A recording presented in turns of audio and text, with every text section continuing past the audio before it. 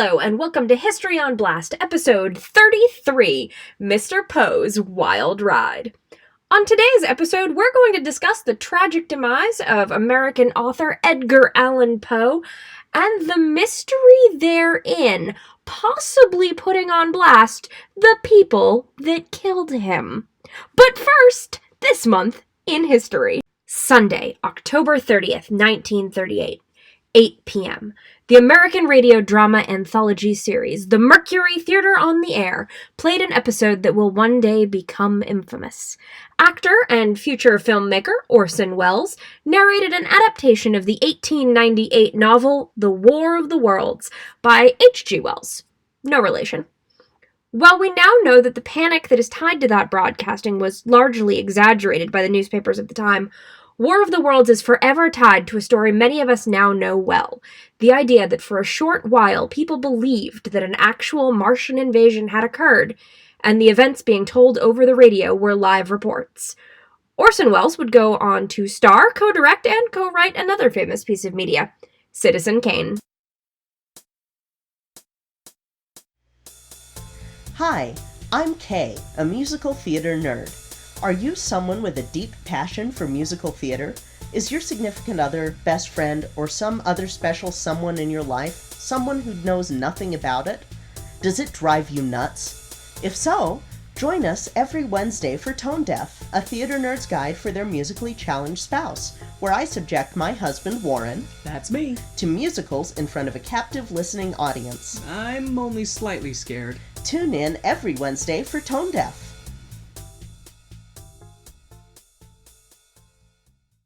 So, let's talk about my boy, Edgar Allan Poe. You know him. You love him.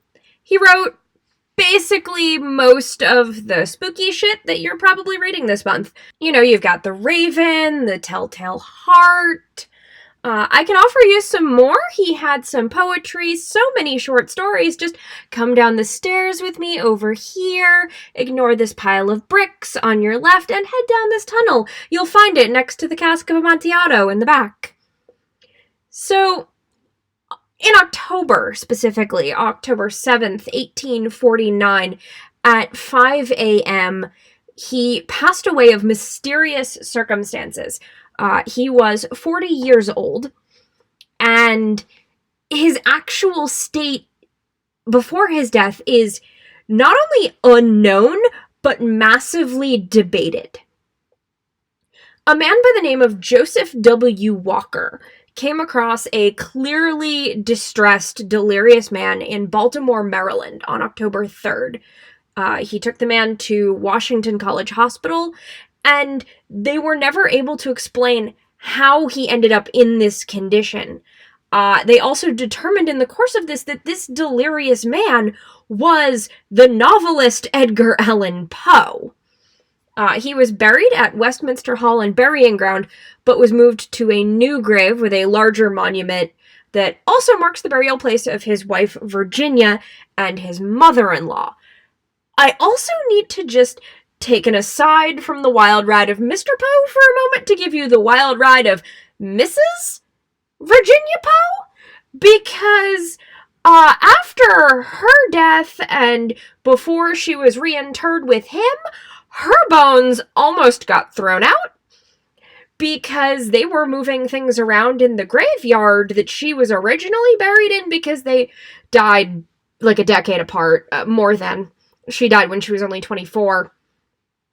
Which explains why so much of Poe's poetry and writing is about, young women who die under tragic circumstances, Ligeia has lost Lenore, blah, blah, blah, blah, blah. But, they were in the process of moving the bodies out of this cemetery, and a biographer of Poe's just happened to be there and took custody of Virginia's bones for a while, just kind of kept them in a box in his house until he could get in contact with relatives, with family, to make sure that she was reinterred with Poe. Yeah. So that's a thing that happened. But back on this ride. So, on September 27th of 1849, Poe left Richmond, Virginia with the intention of returning to his home in New York City. October 3rd, he was found in Baltimore at Ryan's Tavern. There is no real account of what happened in between there. We actually have a letter written by Joseph W. Walker to an acquaintance of Poe's, a Dr. Joseph E. Snodgrass, which, remember him. The letter read thusly: Dear Sir, there is a gentleman rather the worse for wear at Ryan's 4th Ward polls, who goes under the cognomen of Edgar A. Poe, and who appears in great distress, and he says he is acquainted with you, and I assure you he is in need of immediate assistance. Yours in haste, Joseph W. Walker. Dr. Snodgrass later claimed that the note said Poe was in a state of beastly intoxication. The doctor described Poe's appearance as repulsive, with unkempt hair, a haggard, unwashed face, and lusterless and vacant eyes. His clothes included a dirty shirt, but no vest, and unpolished shoes, all of which were worn and didn't fit well. Dr. John Joseph Moran, the attending physician, included that Poe's appearance had a stained, faded old bombazine coat, pantaloons of a similar character, a pair of worn-out shoes run down at the heels, and an old straw hat. Now, if you're like me and you're wondering what the fuck bombazine is, I looked it up, and in the period, bombazine is a kind of fabric where, when it was woven together, the threads going in one direction, the weft, and the threads going in the other direction, the warp, are two different materials, specifically silk and wool, which is really an interesting choice to mix the two, and I'm kind of curious, like, would that give it some, I'm sure it gives it a particular quality, but apparently it was considered good fabric at the time. However, it could be made of a completely, wool variant and still be bombazine, so who knows? Now, Poe was a very particular dresser, so the fact that he was dressed in really shabby clothes and things that clearly didn't fit is a hella suspicious. But he wasn't actually coherent long enough, or coherent enough at all, to explain what had happened. But most people were pretty certain that the clothes he was wearing weren't his. Dr. Moran cared for Poe, but they denied him visitors of any kind. He was more or less confined in a part of the hospital with bars on the windows, in a section reserved for drunks. Poe kept yelling out the name Reynolds the night before his death, but nobody has any idea what that means. And there are some people who actually think that he was just yelling about an earlier meeting with a man named Jeremiah N. Reynolds, who maybe inspired the novel The Narrative of Arthur Gordon Pym of Nantucket. There are also people who think it was Henry R. Reynolds, one of the judges who was overseeing the 4th Ward polls at Ryan's Tavern, who may have met Poe on Election Day. Now, there's also the fact that apparently during all of this, he was talking about his wife in Richmond, which is extremely confusing because his wife, as I mentioned before, Virginia Eliza Clem Poe, which is a doozy of a name, had died at the age of 24, which was years ago. It's also possible that he was referencing a Sarah Elmira Royster, who he had recently proposed to, but no one's really sure on that. Moran reported that Poe's final words were, "Lord help my poor soul," before he died on October 7th, 1849. He also claimed that Poe said, The arched heavens encompass me, and God has his decree legibly written upon the frontlets of every created human being and demons incarnate. Their goal will be the seething waves of blank despair. Now, given that we're also told that Poe is delirious and yelling about his wife, who's probably his dead wife, and also someone named Reynolds who could be anyone, I really don't think that he spouted off this gorgeous soliloquy on his deathbed. Moran isn't a particularly trustworthy source, is the thing here, because remember, we're told that Poe had no visitors during all of this, and they more or less were keeping the man under lock and key, and he was supposedly delirious. Now, also, Moran isn't a trustworthy source because his story kept changing. At some points, he would say that he immediately contacted Poe's aunt/mother-in-law, yes, same person, don't worry about it, Maria Clem, to let her know about the death. But the letter was actually written after she requested it on November 9th, a month later.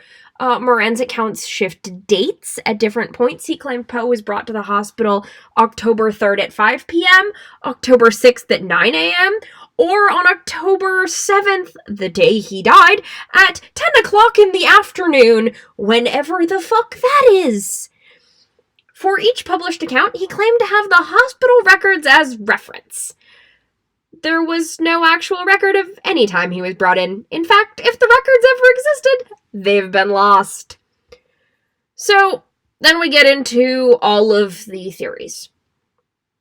So, the theories go anywhere from suicide as a result of depression, which is plausible because in 1848 he nearly died from an overdose of laudanum, which was a readily available tranquilizer and painkiller, although nobody actually knows if that was a real suicide attempt or if it was just, an accidental overdose, if he was miscalculating, attempting to medicate himself. It's also believed that it could have been a murder conspiracy. I don't even know where to go with that one. There were also people who thought it was cholera, hypoglycemia, or diabetes. Rabies, because the man really liked cats. Syphilis, despite no evidence to that one. Influenza, yep, that's right, the flu. Several forms of rare brain disease or a brain tumor.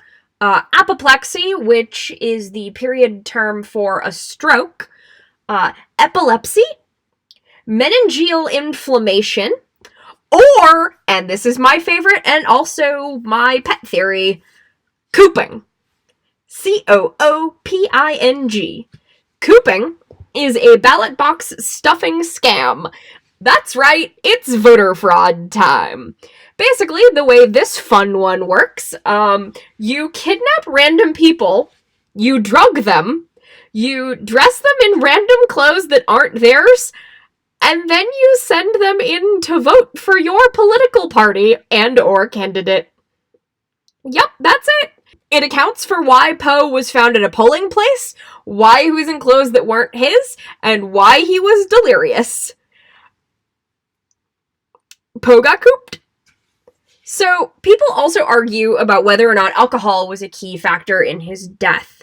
Dr. Snodgrass, a supporter of the temperance movement, which is a forerunner to Prohibition, used Poe's death to push the narrative of the temperance movement. They claimed that Poe had died as a result of alcoholism. Despite the fact that no one who encountered him during this period of time ever actually said they smelled liquor on him at all. In fact, his drinking companion, Thomas Mayne Reid, admitted that, and I quote, "While he did drink, Poe never went beyond the innocent mirth in which we all indulge. While acknowledging this as one of Poe's failings, I can speak truly of its not being habitual." And at the time of his death, Poe was a literal card-carrying member of the Sons of Temperance. Yep, the man they're trying to say was an alcoholic and died of alcohol poisoning was an actual member of the group of people who says drinking is bad. There's some logic there, but I'm really not sure what it is. Poe's funeral was simple, held at 4 p.m. on Monday, October 8th, 1849. Few people attended, and because of the cold, damp weather, the entire ceremony only lasted 3 minutes. He was buried in a cheap coffin without handles, a nameplate, cloth lining, or a cushion for his head. Furthermore, he was buried without a headstone towards the rear corner of the churchyard near his grandfather. His headstone was destroyed when a train derailed and plowed through the monument yard where it was being kept, because the rest of this wasn't weird enough already. Poe's obituary and first full biography were both written by Rufus Wilmot Griswold. Look up a picture of this man. He is an actual, honest-to-goodness neckbeard. I'm not even kidding. Griswold was a rival of Poe's, and is the reason many people think of Poe as a drunkard, a drug addict, or a depraved human. It was all propaganda from a rival. So that's going to just about do it for us for this episode. I hope you enjoyed this wild ride as much as I did. And as always, if you have any questions, comments, feedback, episode suggestions, anything at all, even if you just want to talk, you can always find me at History on Blast on Twitter, or historyonblast@gmail.com. We've got a Facebook group. Be sure to join us there. We've been planning some stuff on there, using it in future episodes, cool stuff like that.